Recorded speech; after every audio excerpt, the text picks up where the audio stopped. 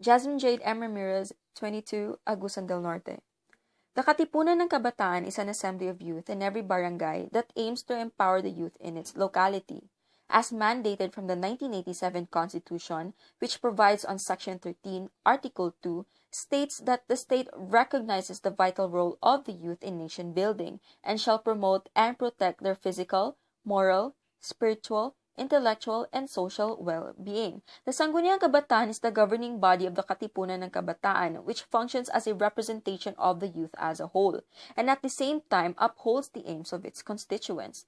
The leaders elected in this governing body are aged from 15 to 21, and are allowed to carry out any tasks, events, programs, or activities as long as it is in accordance with the applicable provisions of the Code.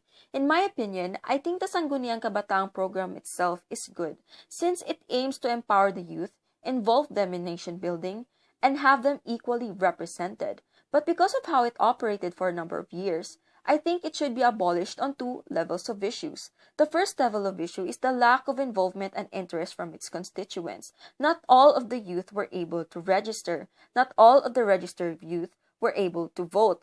Popularity voting not based on credibility of a candidate to run or be effective in office, but how popular their names are. Lack of information dissemination, that not everyone is informed of what is necessary to know. Lack of involvement with the activities set by the SK. Lack of education of what the programs are all about.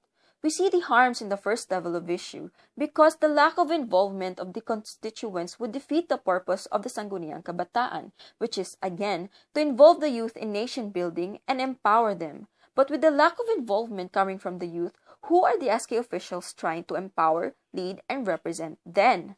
We should also try to consider the mental and emotional capabilities of these individuals, which brings me to my second level of issue. My second level of issue is the mental calculus of the youth.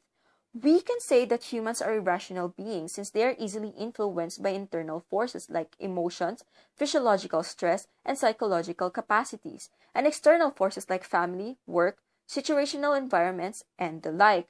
The individuals part of the SK are aged from 15 to 21, which in majority is part of the adolescent stage, where they mostly try to discover themselves and the changes they go through.